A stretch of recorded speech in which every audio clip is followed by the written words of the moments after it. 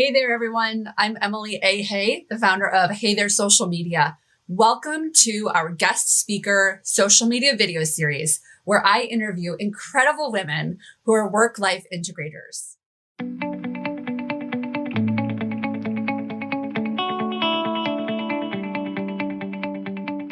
Work-Life Integration Nation is about living every moment intentionally, bringing together your professional responsibilities and your personal choices into one with synergy. I think of it as a way to design your day, to really design your life. It allows you to be present and fulfilled, not overwhelmed and not lacking focus. So with that, we welcome you to Work-Life Integration Nation. I am so honored today to have one of my heroes, actually, Samantha Ettus. Sam, thank you so much for joining us today. Besides being a champion for women, entrepreneur, best-selling author, CEO and founder of Park Place Payments, I consider you a work-life integrator. So thank you for joining me today. Thank you for having me, Emily. I'm so excited to be here.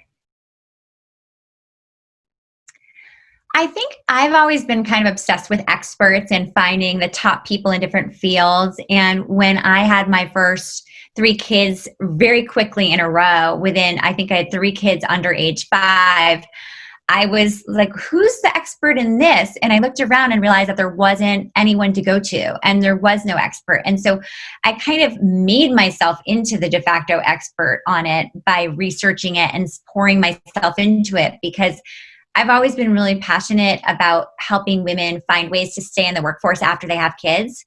Financially, it's really challenging for a woman to leave the workforce. Once you leave, even for just 2 years, there's less than a 50% chance you'll ever get a full-time position again for the rest of your life. So I felt like coming at it from the work-life balance approach of, if I could give women a positive framework for how to manage their life, that maybe they'd be more apt to stay in.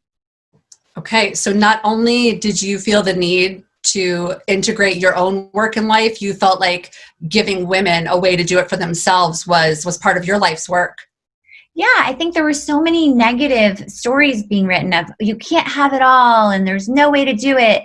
And I started interviewing some of the world's most successful women, and I found that they had 2 things in common. One is that they spent almost no time feeling guilty.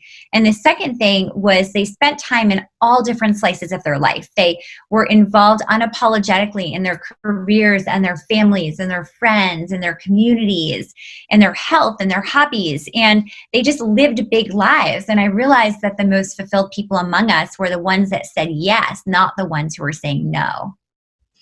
Gosh, there's that being intentional with what you take on. And it doesn't mean you can't say yes to a lot of things. It just seems, making your own priorities, the things you say yes to, you're giving women the permission to do that. So that's really interesting. It's such a great point, actually, what you say, because I think there's so much written to women about why you should say no more often and how no is going to get you much further. And I actually don't agree. I think it's saying yes more often to things that you might not say yes to. Like, say yes to the margarita with a friend, even if it means leaving dirty dishes in the sink, because that's going to make you a better mom and a better wife and a better colleague, and you're going to be happier.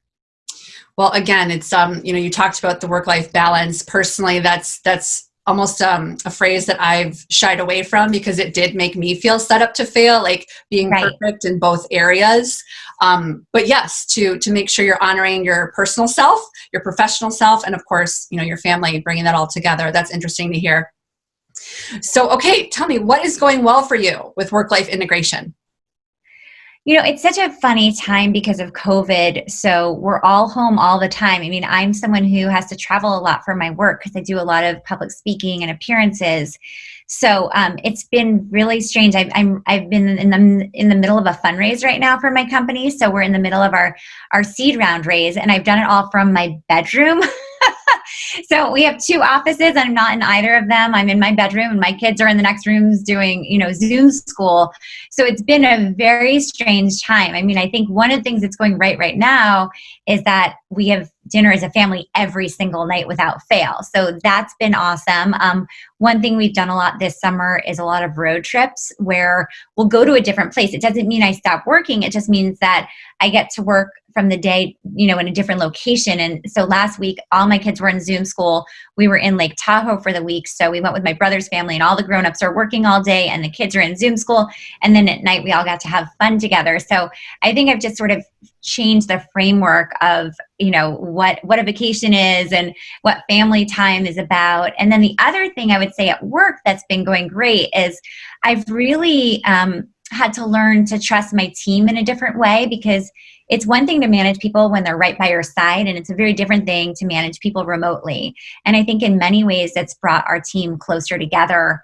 And I'm also just a lot less wed to the idea that everyone has to be in an office together. So right now I'm hiring for another big exec role in our team, and I'm looking for someone from around the country. It does not have to be someone in my backyard. So that's changed a lot. And then since you asked today, my new podcast on iHeart launches. So I'm very excited about that. It's called What's Her Story with Sam and Amy, where we interview remarkable women. I think, we're so used to hearing the stories of Jeff Bezos and Bill Gates, but we don't often hear the personal and professional stories of women who are at the top of their fields. So I'm very excited about bringing that to life. Congratulations on that, Sam. Again, I'm extra lucky to get your time on this big day for you with your podcast. And just to be honest, the only reason I'm not listening to the episode now is because I have you live. I appreciate that. Thank you. I know. I can't wait to hear what you think. Can't wait to listen. But you mentioned a number of things that were going well. I appreciate that. I like the family togetherness. It also is pushing you as a leader with delegation. And good for you to step right into saying we can continue to work remote and honor people's flexibility needs to be able to really manage their own time and end up keeping them happier with what they choose to do professionally. So that's great to hear that side. Okay, on the flip side, give me a couple of challenges with being a work-life integrator. I think that the challenge is always when you're an entrepreneur, it's hard to turn off. So I've been a big proponent of boundaries, and I think that the happiest people are the ones who really are very structured about how they live their lives and about setting boundaries, whether it's 2 hours of, tech-free hours per day where you're actually really focusing on what your kids are saying to you and really listening to your partner or whatever it might be who's in your life.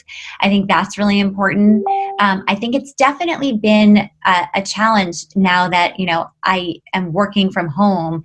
I used to be a very okay, once I got into the car, that was when I would turn everything would be behind me, right? I would just be focused. I apologize for multitasking. Okay. So, I used to be the kind of person that I would get in the car and leave everything behind and really focus on my work. And then I'd get out of the car and I'd be back at home. And now that I don't have those boundaries, it's definitely been a challenge for me. And I also am very social. And I'm such an extrovert. So just, raising money from my chair and not being able to go anywhere, it's almost like I feel handcuffed sometimes that I can't have those connections in person that are so meaningful. I'm a big fan of Zoom. When people want to do a phone call, I feel like we're missing a dimension of potential connection. So I think that's been just a huge challenge. And then of course, this has affected all of my employees. This is COVID and this pandemic and homeschooling and all of the challenges associated with it, whether they're health challenges or fear or psychological challenges or logistical challenges. They're just something to navigate. And I feel really lucky that our company has come through COVID stronger than ever. But it's definitely a very strange time. And I think it puts a lot of families in insecure positions financially. So that's affected some of our account executives. And I think just navigating through this time is a challenge for everyone. And then, of course, I worry about my kids, and I feel so badly for the college kids, for the high school kids, the middle school kids. I have one child that just started high school from Zoom. I have another child who started a new school from Zoom. And it's just a strange time for our kids. And I feel so badly for our children that this is such a substantial percentage of their childhood that's kind of being a little bit ripped from them in some ways.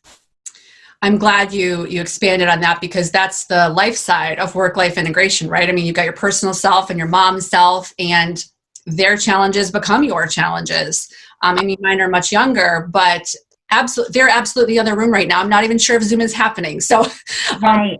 yes, this is tough to navigate. And when COVID first happened, my team of moms, we've said we've been working from home for quite some time. We've got this, but then we quickly Right. learned just how different it was. So Well, it's funny because it's different working from home when everyone else is home too, right? Working from home used to be you were alone in your home. Now you're working from home and everyone else is sitting there too. It's very different. And you mentioned too, Sam, that you used to be able to, compartmentalize almost and focus, like you were fully present at each thing. But now there is so many gears shifting that I find the mental fatigue, it sets in a lot earlier. Yes, it's absolutely true. I really do believe you still need to create whatever structure you can. I mean, I joke about my beverage bookends, like I have to have my morning latte and I have my evening glass of wine, but like it almost punctuates my day and I have them at a specific time every day because I need that sense of routine. Even if there's no outside structure, you can kind of create it for yourself. And I think that's been vitally important. Finding rituals with your kids or with your family.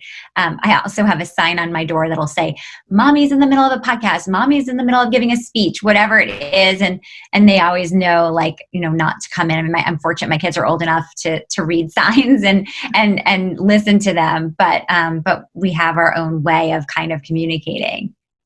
Well, again, these are great pointers, and really working from home is not the same as working from home when everyone's here. And mine, we've tried color-coded signs because we're not quite readers yet, um, but still. That's a great idea. I love it. Well, thank you for mentioning some of the challenges, Sam. So again, thinking of some other gals as they think about flexible work or becoming a work-life integrator and maybe taking the pressure off of themselves to have a perfect work-life balance. What advice do you have for some women out there? I think embracing the mess, right? You're going to miss things. You're going to not be able to be present at everything. There was a woman she wrote to me and she was devastated because she had left a very high power corporate job because she didn't want to miss a moment of her second child's life, the way she felt she missed some of the milestones in her first child. And then she missed her younger daughter's first steps because she was at her older son's soccer game. And in fact, I thought that was such a great example of how you're never going to get it right. You're always going to be pulled in many directions. And so instead of always blaming work for your problems, it's better to realize you always had goals from the time you were young. And just because you have children or you change your relationship status doesn't mean that you're going to lose that ambition or that spark that's inside of you. And so rather than thinking of it as taking away from your family, you can take it as being additive, because when you're more fulfilled and you're showing your kids by example that you lead a rich and full life, they're going to want to grow up to lead that kind of life too. And that's what you want for them.